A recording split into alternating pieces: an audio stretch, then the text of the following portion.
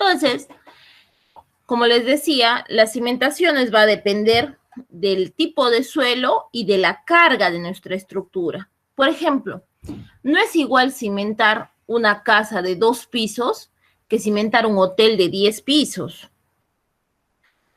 No es igual cimentar en arcilla que cimentar en roca, en terreno gravoso. Entonces, estos dos factores van a determinar el tamaño de nuestra cimentación.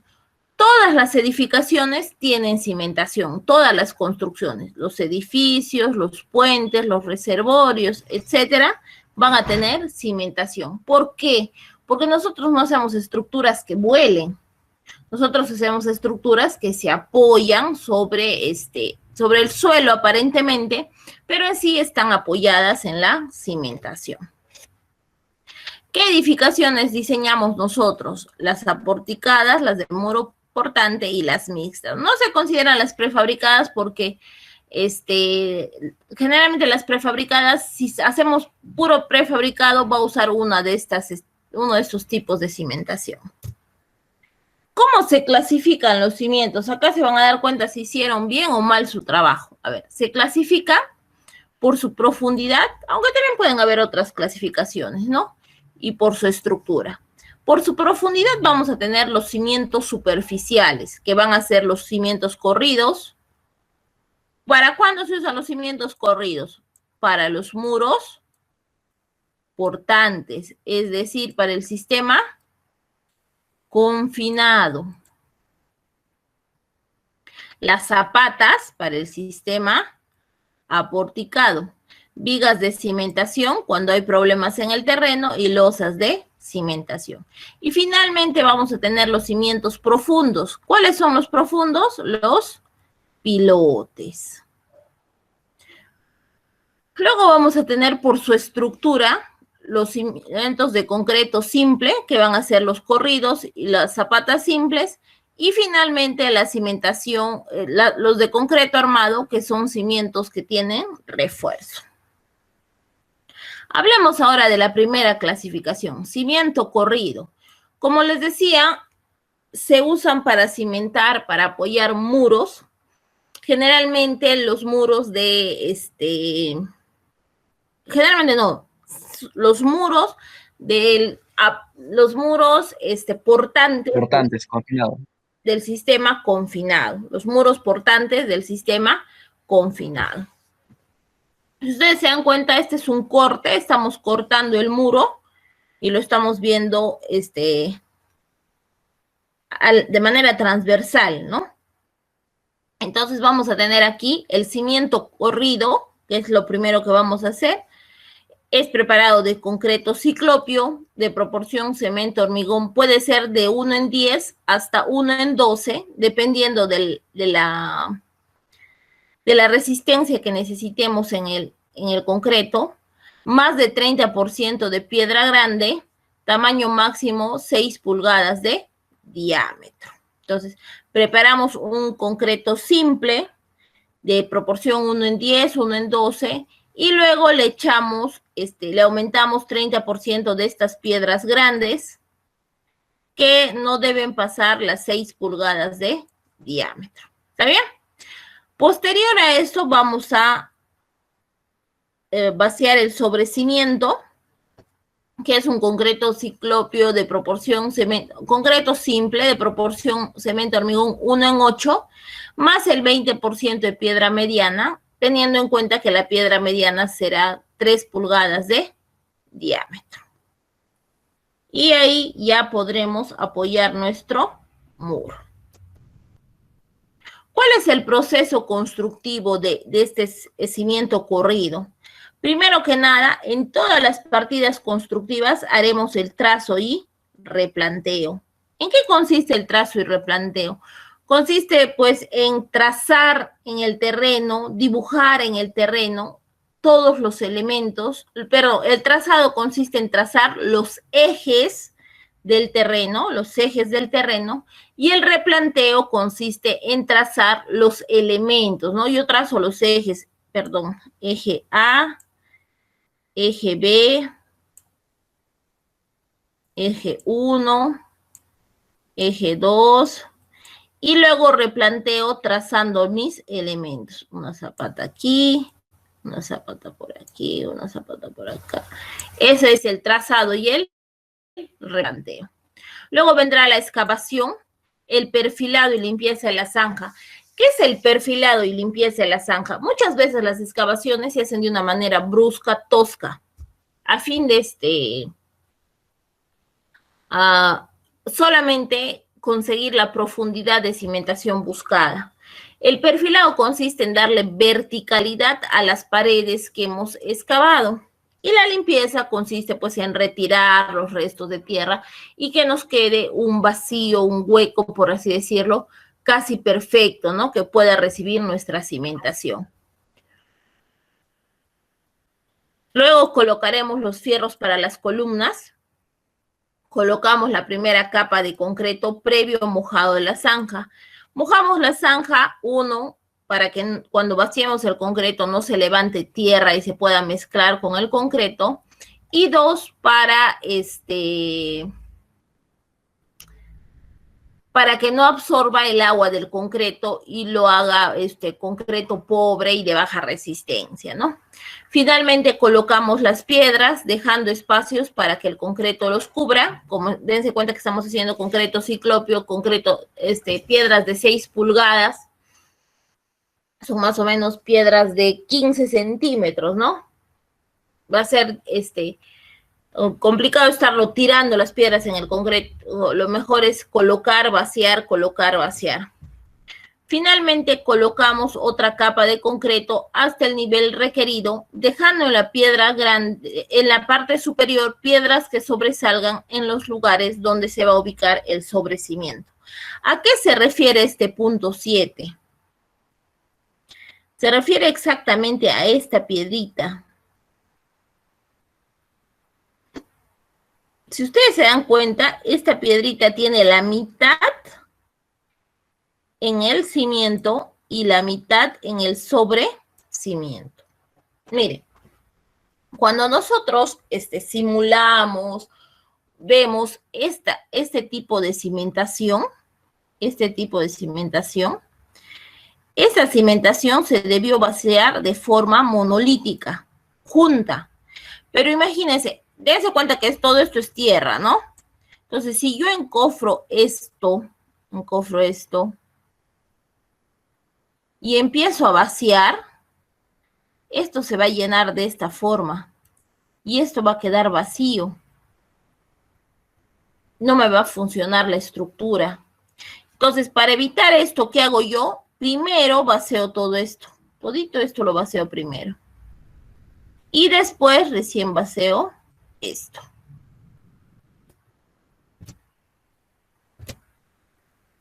El proceso del sobrecimiento es más sencillo, ¿no? Trazo y replanteo, encofro, coloco el concreto previo humedecido del encofrado. ¿Por qué humedezco el encofrado? Lo mismo, ¿no? Para que no absorba agua del concreto y dañe su resistencia. Hasta el nivel de llenado en la parte superior del concreto. Hay que rayar para mejorar la adherencia entre el mortero y este sobrecimiento. A ver, eso de rayar ya se refiere a la parte de que vayamos a construir el muro. Una vez que terminemos de vaciar el sobrecimiento, la parte de arriba tiene que estar bruñada, rayada. ¿Para qué? Para garantizar la adherencia entre el mortero que vamos a colocar sobre este sobrecimiento y ya los ladrillos que vamos a ir colocando. Zapatas aisladas. Son losas rectangulares o cuadradas que sirven de apoyo a las columnas. Su peralte es constante o variable. Puede disminuir hacia los bordes, no menor de 0.15 centímetros, y también pueden ser escalonadas. ¿Qué significa escalonadas? Así, ¿no? Como una escalerita. Son el tipo más usual de cimentación, pues son las más económicas. El refuerzo longitudinal debe distribuirse uniformemente a todo lo largo de la cimentación. A ver, Este es la vista de la zapata en planta. Las líneas rojas son los bordes de las zapatas, las líneas blancas son la parrilla de la zapata, la línea roja es el borde de la columna, por así decirlo, la línea verde limón son los estribos y los puntitos fucsias y rojos son los aceros de la columna. Entonces, es así como se vería la zapata en un corte, ¿no? Démonos cuenta que se coloca la columna antes de poner la zapata. Aquí se está considerando un solado, ¿no? De 0.7. Generalmente el solado es de 0.10. 0.7 es difícil alcanzar. En cambio, 0.10 es más medible, más fácil por proceso constructivo, ¿no? Por eso dice medida variable. Ahí tienen la estructura de cómo se ve una zapata con su respectiva columna. ¿Qué tipo de zapatas aisladas tenemos? Vamos a tener las zapatas céntricas, como esta, y las zapatas excéntricas, como estas. ¿Qué es una zapata céntrica? Es la zapata que está al centro de la edificación. Perdón, es la zapata cuyo centro de la columna coincide con el centro de la zapata. De ahí su nombre céntrica o concéntrica. Ahora, ¿cuáles son las excéntricas? Aquellas que el centro de la zapata no coincide con el centro de la columna. Miren, los centros de las zapatas no coinciden con los centros de las columnas. ¿Por qué se da esto? Porque si ustedes se dan cuenta, cuando nosotros tenemos un terreno, tenemos vecinos. Nadie va a querer construir acá adentro, ¿no?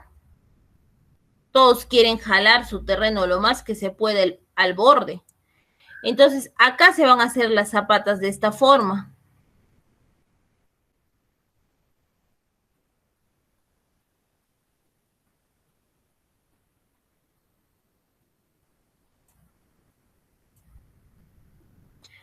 Pero mis columnas no van a poder quedar acá al medio, porque si yo las pongo acá al medio, ¿qué significaría? Que todo este eje me va a quedar vacío. Ahí se va a llenar de basura, de ratas, etc. Entonces, ¿dónde pongo mi zapata? Aquí. ¿Dónde pongo mi zapata? Aquí. Aquí. Aquí. Disculpe, la columna, ingeniera. Perdón, la columna. ¿Dónde pongo la columna? Al borde del terreno, al borde de este terreno. Ingeniera, disculpe, una pregunta. Sí, dime. Si nosotros colocamos la columna, ahorita, como dice, una zapata excéntrica, ¿no debilitaría nada la estructura? ¿O en algo perjudica? Te explico. Primero les voy a decir que si bien hay cosas que se hacen, pero que no le dan la mejor funcionabilidad estructural a la estructura como función estructural, como arquitectura estamos obligados a hacerla o mejora nuestro diseño. Es como lo que yo les decía, ¿no? Imagínense si ustedes tienen este terreno, ponen acá sus zapatas y acá las columnas. Las paredes van a venir por acá. Quiere decir que esto lo van a dejar vacío. Claro, si ustedes tienen espacio para hacer un jardín al borde, como nos pasa en la universidad, que todos nuestros edificios están dentro y sus zapatas están dentro, ahí todas las zapatas son concéntricas. Pero en una vivienda, en una casa, hasta en un edificio de departamentos, eso es prácticamente imposible. porque ¿cuánto del terreno estaría yo perdiendo?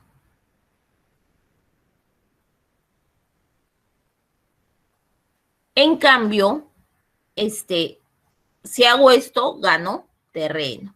¿Qué puede suceder? ¿No? Simplemente que en el momento de que hay un sismo, las zapatas y las columnas que son céntricas van a tener las zapatas y columnas que son céntricas van a tener las mismas excentricidades. Entonces no van a poder girar. En cambio, estas, al tener excentricidades diferentes, podrían haber giros o generar momentos. Entonces, por este motivo, cuando el terreno es bueno y la estructura es pequeña, se construye de esta forma. Pero cuando no tenemos un buen terreno, tenemos una estructura muy pesada, entonces les ponemos acá unas vigas de conexión, perdón, acá entre las zapatas, vigas de conexión, vigas de cimentación, las que vamos a ver más adelante. ¿Con eso he podido absolver tu pregunta o tienes todavía alguna otra duda? No, sí está bien. Entonces, las excéntricas son más para un diseño arquitectónico, pero la funcionalidad es un poco menos que las céntricas, ¿verdad? Eso es lo Claro, que entendí. a ver, las céntricas tienen un mejor funcionamiento estructural, por así decirlo. Las céntricas tienen un mejor funcionamiento estructural. Pero por terreno tenemos que hacer zapatas excéntricas. Exacto. Sí, ingeniera, sí lo entendí. Lo ideal en cualquier terreno es que todas las zapatas sean concéntricas, pero no es lo que se va a dar, ¿no? Muchas gracias, ingeniera. Muy bien, sigamos. De esto te hablaba. Zapatas conectadas con vigas de cimentación. Las vigas de cimentación conectan las zapatas. Aquí pueden ver la viga de cimentación. A fin de aumentar el plano de apoyo y darle mayor apoyo a la columna. Es más grande ya su área de apoyo y también va a impedir que en el momento sísmico va a haber acá flexibilidad, entonces va a favorecer va a favorecer a la estructura. Las zapatas combinadas. ¿Cuándo hablamos de zapatas combinadas? Hablamos de zapatas combinadas cuando en una zapata hay dos o más columnas. ¿Cuándo se da este caso? Muchas veces por diseño tenemos una zapata aquí y una zapata aquí. Entonces, los obreros, para ellos es muy difícil dejar 20 centímetros en el momento de excavar. Entonces, lo ideal es que ellos excaven todo. Ellos excavan todo y tenemos una sola zapata con dos columnas en su interior. Ahora, hay otro caso en el que las zapatas, están muy cercanas, ¿no? En otras, en el diseño, se sobreponen.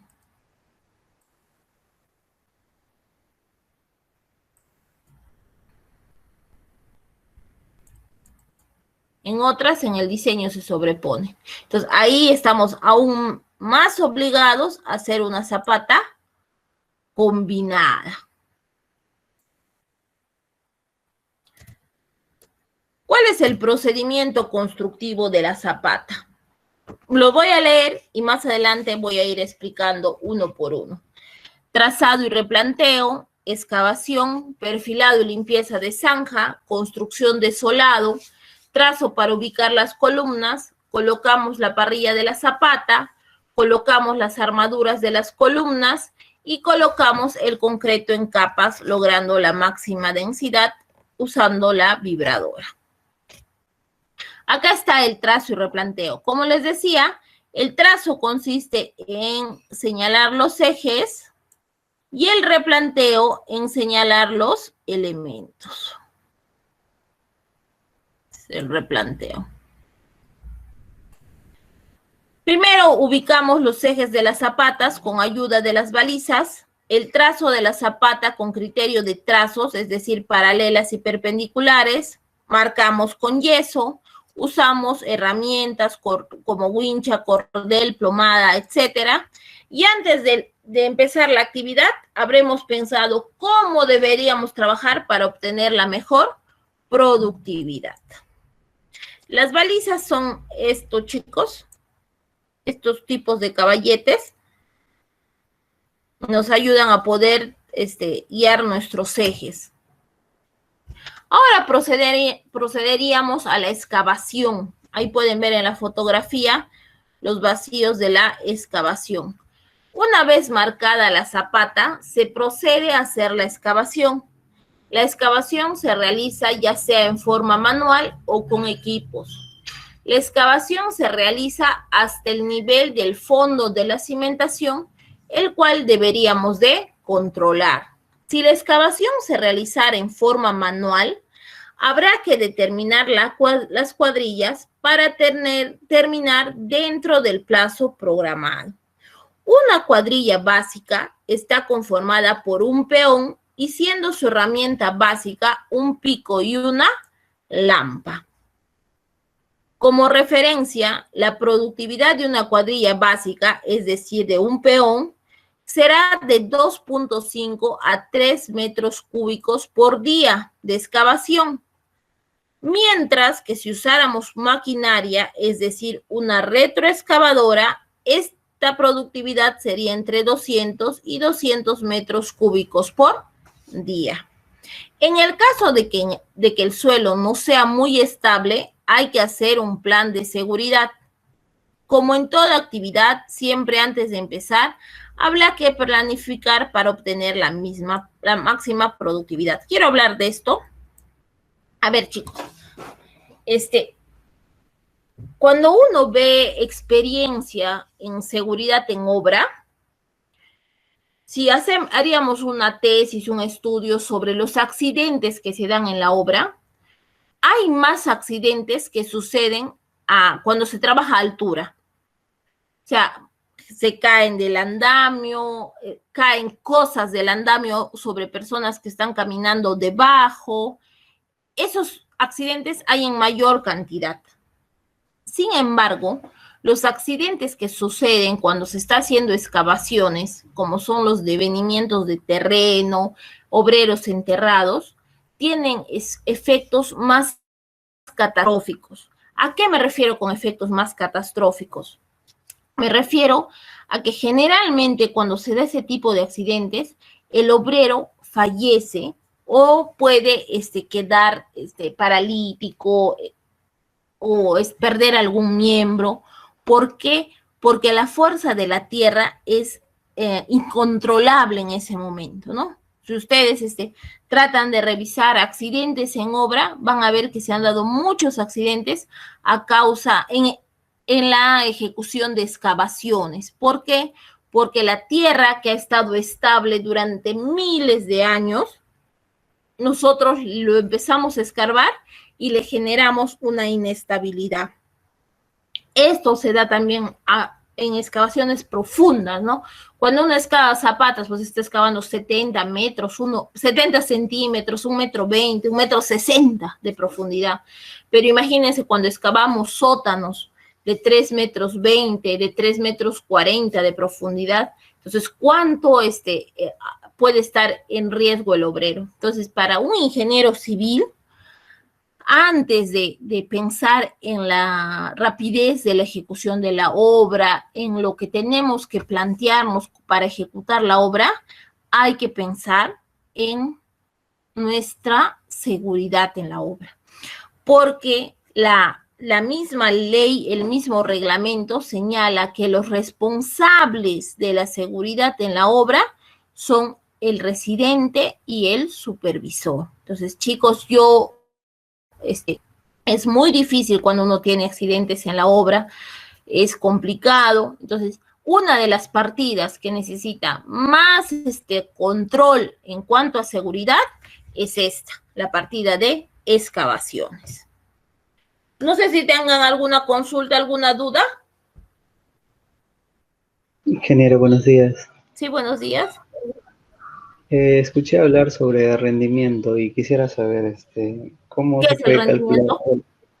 No. ¿Cómo se puede calcular el rendimiento de mano de obra? Uy, el rendimiento es la vergüenza de los ingenieros civiles. A ver, hablemos un poco de rendimiento.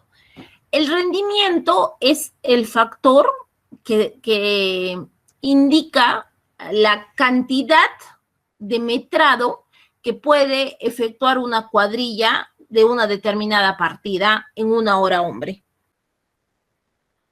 Entonces, podríamos decir, ¿no? Que una cuadrilla de dos peones, de un operario y un peón pueden levantar un muro, 2 metros de muro en una hora, 2 metros cuadrados. Ese sería su rendimiento. Sin embargo, hay muchos factores que influyen en el rendimiento. Algunos, por ejemplo, dicen la ciudad. No es lo mismo trabajar en Huánuco ahorita que está, por ejemplo, hoy día sería un día perfecto para trabajar, ¿no? Templado, no hace mucho calor, no hace frío, se puede trabajar con tranquilidad. Que trabajar en Cerro de Pasco, en un frío terrible, donde el obrero, el mismo hecho de que tenga que estar con casaca, abrigado, disminuye su rendimiento. Y lo inverso, en Pucallpa, con un calor extremo, disminuye su rendimiento. Entonces, es muy difícil esto de saber cómo se calcula, o sea, cómo se calcula es sencillo, ¿no? Hay que hacer mediciones muy exactas de cuánto avanzan de determinada partida una determinada cuadrilla.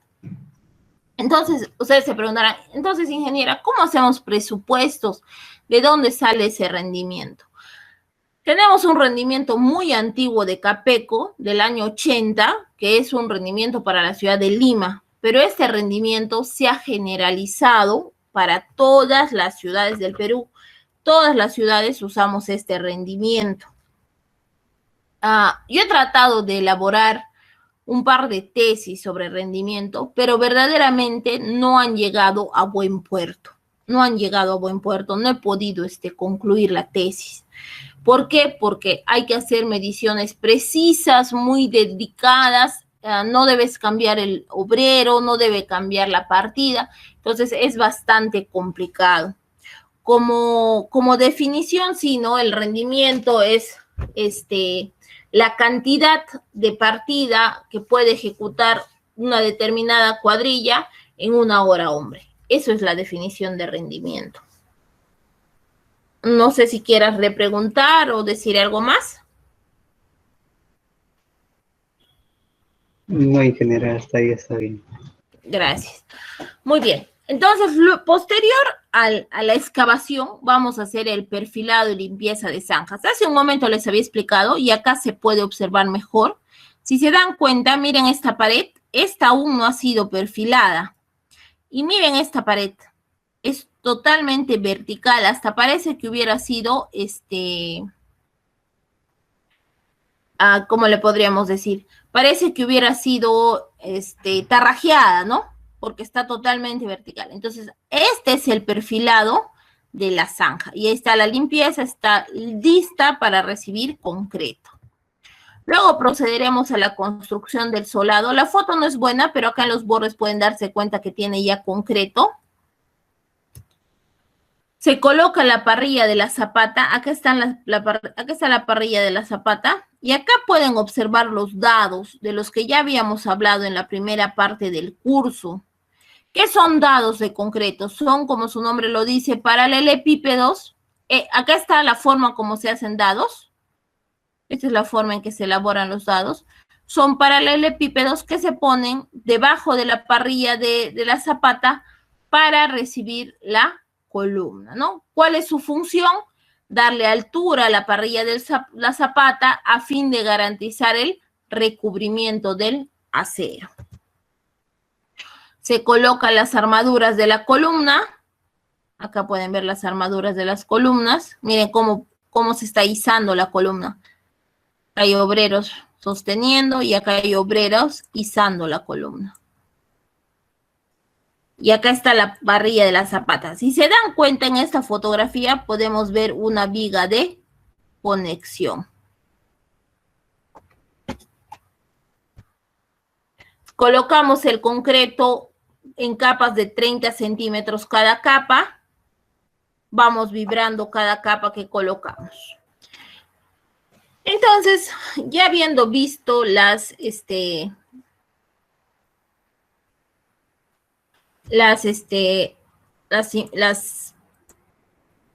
zapatas combinadas, vamos a pasar a ver las losas o plateas de cimentación. Se utilizará una platea de cimentación o resultará apropiada en edificios ubicados principalmente en terrenos de baja capacidad portante, en el cual la suma del área de las zapatas sería en la cual las áreas de las zapatas que serían necesarias para transmitir la carga de la estructura al suelo sobrepasa el 75% del área total a cimentar. Generalmente será una losa armada en dos direcciones. ¿Qué nos quiere decir esto? Si este es mi terreno y yo necesito cimentar en todo este terreno, y en el momento de hacer mi diseño, mis zapatas me salen de este tipo, imagínense, ¿no? Estoy siendo exagerada.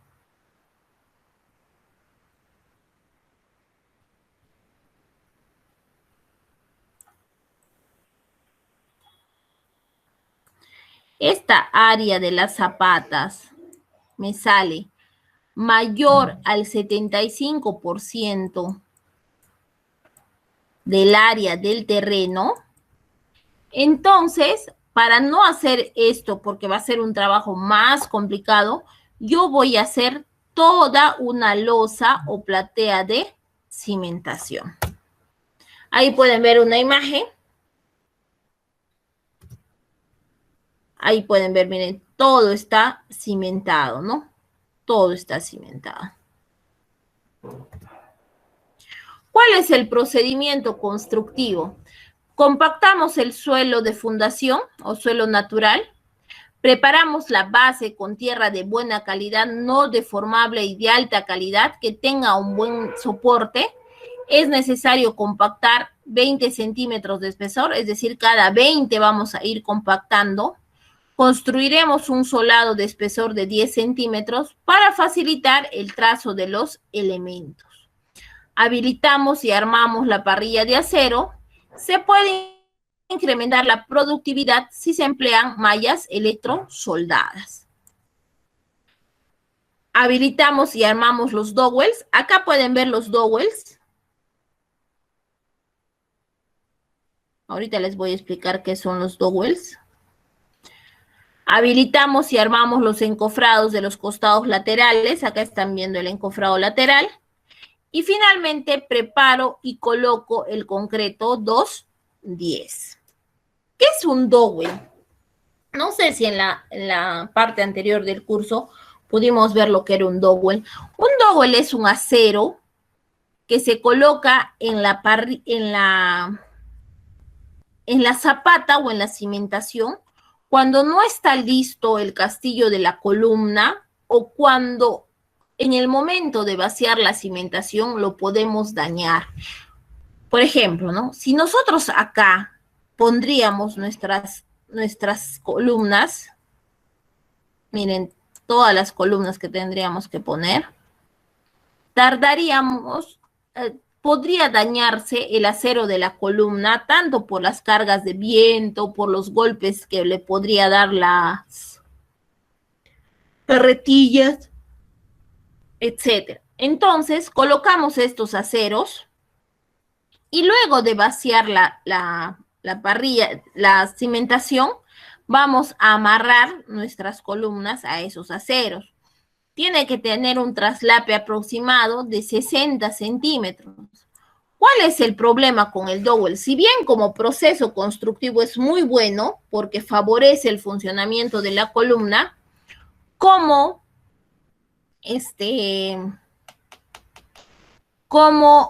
presupuesto es muy malo.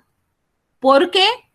Porque no puede, porque es un acero no metrado en el presupuesto. Entonces va a salir del bolsillo del contratista, del bolsillo del propietario,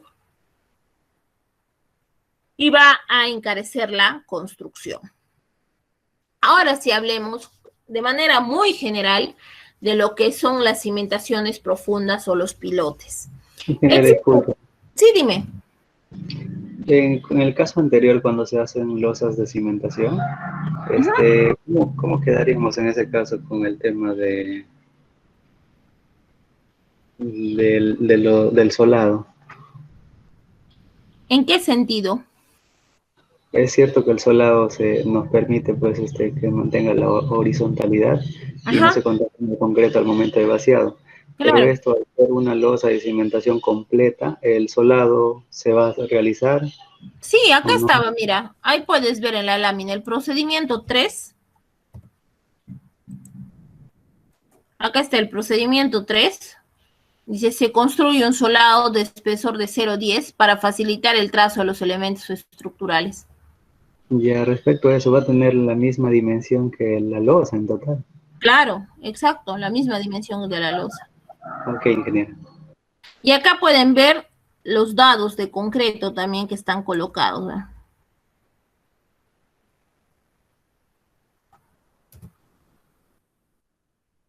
Existen condiciones Ingeniera, críticas, disculpe, ¿sí?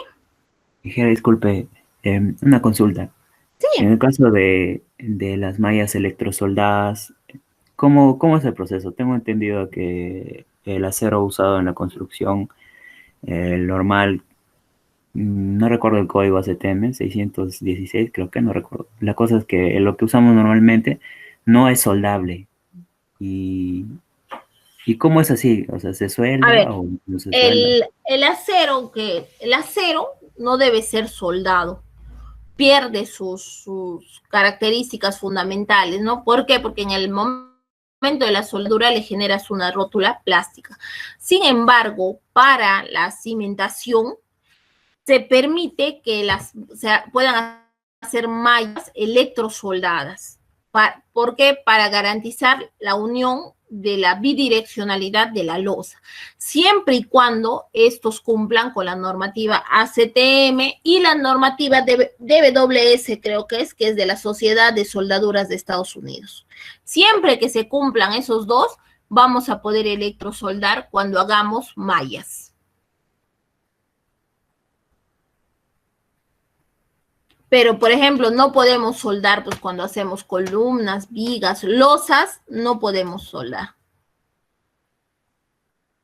Cimentaciones profundas o pilotes. Existen condiciones críticas en las cuales ya ni una platea de cimentación es suficiente para transmitir las cargas de las estructuras al suelo.